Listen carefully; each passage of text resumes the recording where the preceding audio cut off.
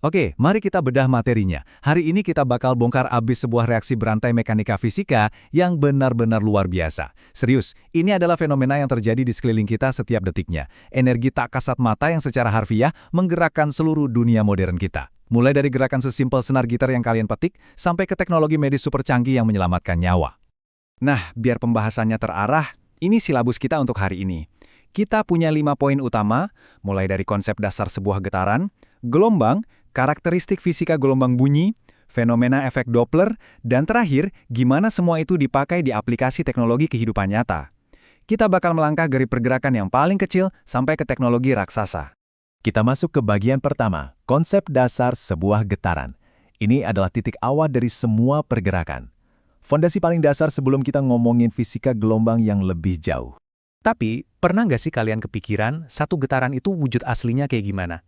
Coba deh bayangin sejenak ayunan bandul di jam kuno yang bergerak perlahan dari kiri ke kanan, atau sebuah senar gitar yang baru aja kalian petik. Gerakan-gerakan itu adalah bentuk visual paling murni dari yang namanya getaran. Tapi, gimana sih buku teks fisika mendefinisikannya? Jadi, poin krusialnya ada di sini. Getaran itu adalah gerak bolak-balik suatu benda melalui titik kesetimbangan secara periodik. Perhatikan kata titik kesetimbangan, karena pergerakan itu mutlak harus ngelewatin titik tengah ini biar bisa disebut getaran sejati. Bayangin aja bandul bergerak dari titik A ke C, terus harus balik lagi ke A. Nah, posisi tengah saat benda itu diam sempurna, itulah titik kesetimbangannya. Kalau kita bedah lagi, ada 3 variabel inti di balik sebuah getaran. Pertama, amplitudo, yaitu simpangan paling jauh dari titik keseimbangan tadi. Kedua, frekuensi, yang berarti jumlah getaran dalam satu detik. Dan ketiga, periode, yaitu waktu yang dibutuhin buat nyelesain satu siklus getaran penuh. Nah, yang menarik, frekuensi dan periode ini hubungannya berbanding terbalik. Makin cepat sebuah getaran, frekuensinya otomatis tinggi kan? Itu artinya waktu yang dibutuhkan atau periodenya bakal jadi sangat singkat. Masuk ke bagian kedua, gelombang atau getaran yang merambat. Pertanyaannya sekarang, apa yang bakal terjadi kalau getaran tadi nggak cuma diam di satu tempat, tapi mulai bergerak maju? Coba visualisasikan ini di benak kalian. Bayangin kalian lagi berdiri di pinggir kolam yang airnya tenang banget. Terus kalian iseng ngelempar batu kerikil ke tengahnya. Apa yang terjadi tepat setelah batu itu nyemplung ke air? Riak yang menyebar dan merambat itulah kunci utamanya. Gambar di kepala kalian barusan ngebawa kita langsung ke definisi gelombang. Gelombang itu sederhananya adalah getaran yang merambat.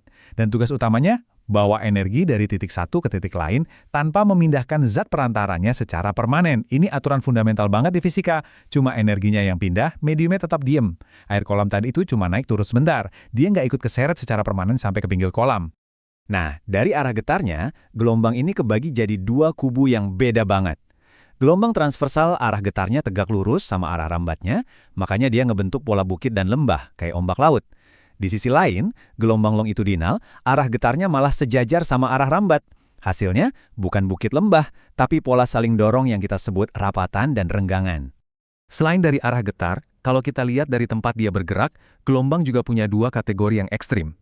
Gelombang mekanik itu tipe yang butuh banget medium fisik, entah itu air, tali, atau udara, buat bisa lewat. Sebaliknya, ada gelombang elektromagnetik yang luar biasa mandiri. Dia nggak butuh medium sama sekali. Makanya cahaya matahari bisa nyampe ke bumi ngelewatin ruang hampa angkasa. Tapi ingat, kalau ada ledakan dahsyat di luar angkasa sana, kita nggak bakal dengar suaranya, karena nggak ada udara buat bawa gelombang suaranya ke kita. Lanjut ke bagian 3, karakteristik fisika gelombang bunyi. Yuk kita aplikasikan konsep gelombang tadi ke hal yang nempel banget sama keseharian kita, indera pendengaran. Pertanyaannya, gimana ceritanya rentetan gelombang ini bisa berubah bentuk jadi berbagai macam suara di telinga kita? Coba deh, kalian ingat-ingat lagi, gimana rasanya berdiri di dekat speaker raksasa pas lagi nonton konser musik. Pada dasarnya, bunyi itu adalah gelombang mekanik longitudinal. Tapi ada aturan mainnya. Biar bisa diakui sebagai bunyi, dia wajib punya 3 syarat mutlak. Harus ada sumber bunyinya, harus ada medium buat energinya merambat, dan pastinya harus ada penerima, yaitu telinga kita. Kalau salah satu aja nggak ada, ya kelar. Saya ulang ya, kalau kalian sedot semua udara di dalam sebuah ruangan, yang tersisa bener-bener cuma kesunyian total. Sekarang, apa yang benar-benar menarik dari data di sini adalah gimana alam ngebagi jatah pendengaran. Kita, manusia cuma bisa dengar di zona audiosonik, kira-kira 20-20 ribu Hz. Tapi coba perhatiin wilayah infrasonik, yang frekuensinya super rendah di bawah 20 Hz. Telinga kita tuh nggak ngedetek apa-apa, tapi gajah. Mereka bisa dengar itu dengan sangat jelas. Gajah bahkan pakai gelombang infrasonik buat mendeteksi letusan gunung berapi dari jarak berkilo-kilometer sebelum bencananya nyampe. Gila nggak sih adaptasi fisika ini? Oh iya, satu hal lagi. Orang sering banget nyamain antara nada dan kuat bunyi, padahal di fisika itu beda jauh. Nada atau pitch, kayak waktu penyanyi lagi teriak not tinggi, do re mi, itu dikendalikan murni oleh frekuensi. Makin besar frekuensinya, nadanya makin melengking. Sebaliknya, kuat bunyi alias volume suara kalian itu cuma urusan amplitudo. Jadi kalau kalian teriak sekencang-kencangnya pakai nada biasa, kalian tuh lagi ngegedein amplitudonya, bukan ngubah frekuensinya. Bagian keempat, memahami fenomena efek Doppler. Oke, sejauh ini teori gelombangnya masih gampang diikutin kan? Sekarang kita masukin satu variabel yang lumayan bikin seru, pergerakan. Ini pasti sering banget kalian alami di jalan. Kenapa sih suara sirene ambulan tiba-tiba kedengeran makin melengking pas dia melaju ke arah kita, terus nadanya mendadak ngebas alias melosot turun begitu dia ngelewatin kita? Nah, inilah yang kita panggil dengan nama efek Doppler. Gampangnya gini, ini tuh cuman ilusi perubahan frekuensi gelombang gara-gara ada pergerakan relatif antara sumber bunyi sama kita yang dengar.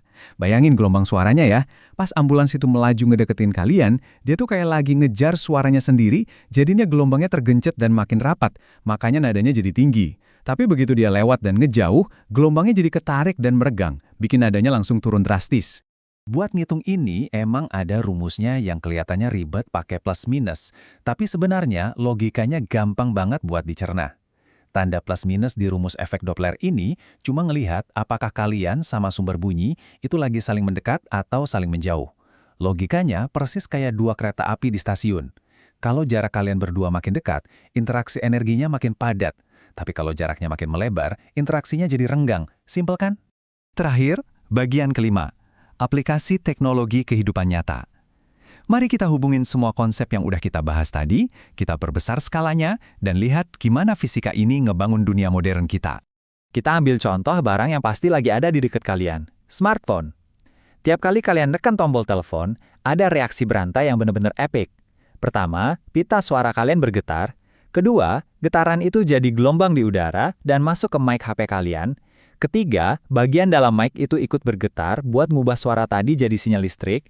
Keempat, HP kalian bakal mencari sinyal itu dalam bentuk gelombang elektromagnetik ke satelit, dan nyampe deh ke HP teman kalian. 4 konsep fisika dieksekusi cuma dalam kedipan mata. Dan aplikasinya nggak berhenti di situ. Cakupannya luas banget. Lihat aja sistem navigasi sonar di kapal laut yang nembakin gelombang bunyi buat ngukur kedalaman lautan. Atau di dunia medis, teknologi USG pakai gelombang ultrasonik biar dokter bisa ngintip kondisi bayi di dalam perut ibu. Belum lagi seismograf, alat yang bisa dibilang kerjanya nguping getaran dari dalam perut bumi buat ngedeteksi gempa.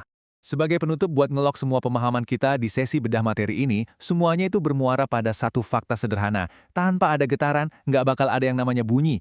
Dan tanpa gelombang, energi itu bakal nyangkut selamanya, nggak bisa merambat kemana-mana. Ini benar-benar murni rantai aksi dan reaksi di alam semesta.